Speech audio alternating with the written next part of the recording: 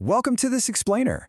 Today, we're decoding something I find absolutely fascinating: the hidden architectural pattern behind history's greatest fortunes. We aren't just looking at boring numbers on a spreadsheet here, we're uncovering a highly repeatable blueprint used by the wealthiest individuals across entirely different centuries. It's a pretty wild journey, so let's jump right into it.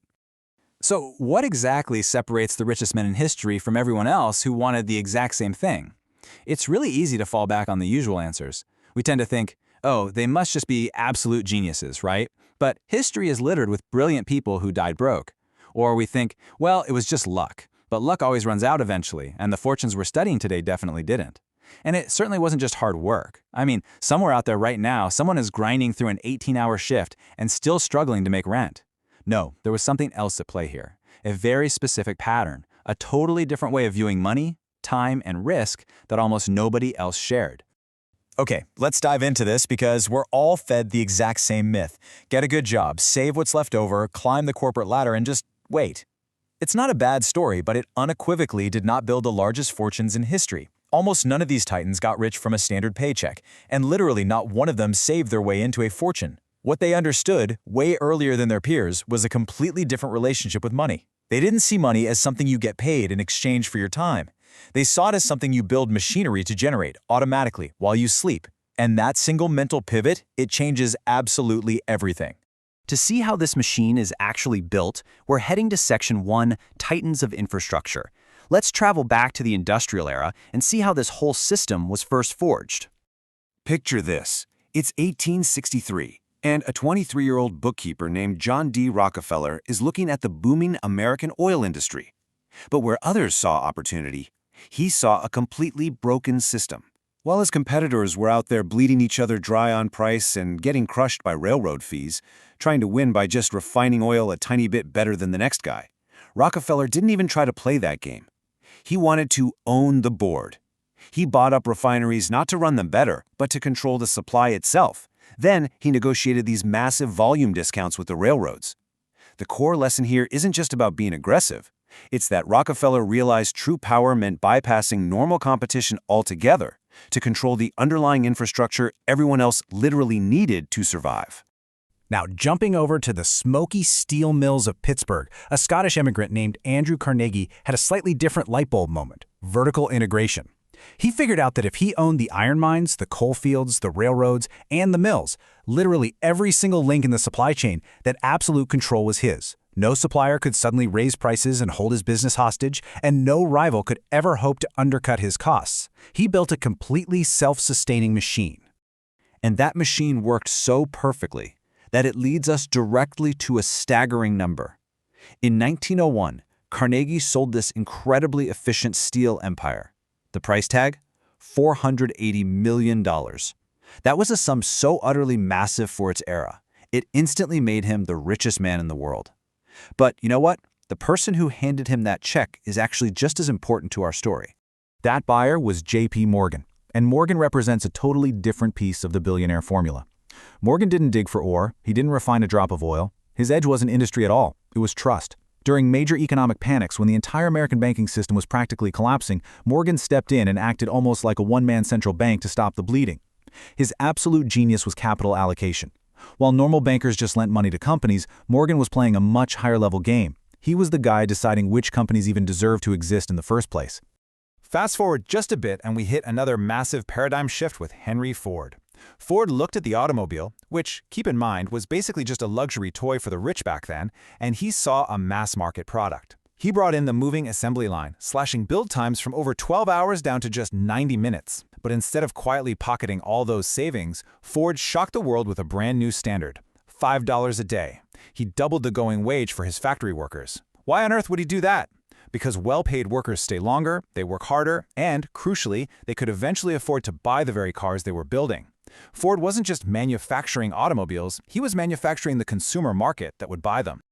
Decades later, down in Bentonville, Arkansas, Sam Walton completely flipped the script on retail. Now, Walton didn't invent the concept of stores, but he asked a question almost no one else was asking.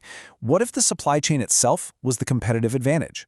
He built Walmart's logistics and distribution network with such unglamorous, relentless efficiency that he could sell goods for way less than anyone else and still rake in massive profits. His total obsession with inventory and freight became his untouchable infrastructure. So you can literally see this unbroken chain connecting the centuries, from Rockefeller's oil in 1863 to Carnegie's steel in the 1890s, to Ford in 1914, Walton in the 60s, all the way up to Bill Gates in the 1970s.